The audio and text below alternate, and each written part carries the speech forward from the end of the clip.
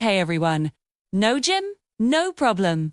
Today, we're diving into a powerful 10-minute home workout that hits your entire body. We'll focus on form, consistency, and getting those results right from your living room. Let's get moving. First, let's wake up those muscles. Light jog, big circles with the arms. Feel that stretch. Warming up is crucial to prevent injury and get your heart rate climbing. We're starting with the king of lower body exercises, the squat. Sit back like you're sitting in a chair. Keep your weight in your heels and your core tight. Exhale as you stand back up. Now, let's hit those glutes and hamstrings with reverse lunges. Step back, drop your knee toward the floor, and push back to the start. Keep your front knee aligned over your ankle. Great start. Take a quick breath. Remember, quality over quantity. Moving to the upper body, push-ups hands slightly wider than shoulders, body in a straight line. If you need to, drop to your knees. It's all about the range of motion.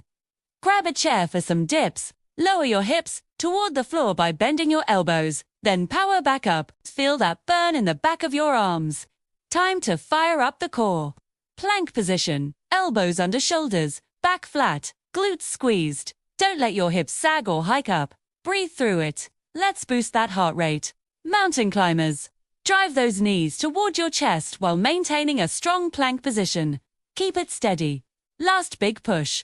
Burpees, they're tough, but they work everything. Take it at your own pace, but keep moving. Finish strong with high knees. Get those knees up to hip height. Use your arms for momentum. Almost there. Fantastic work. Let's bring that heart rate down slowly. Deep breaths. Stretch out those quads. Feel the chest open up. Cooling down helps with recovery and flexibility. You did it. 10 minutes is all it takes to make a difference. Consistency is the key to reaching your goals. If you enjoyed this, hit that like button and subscribe for more home fitness tips. See you next time.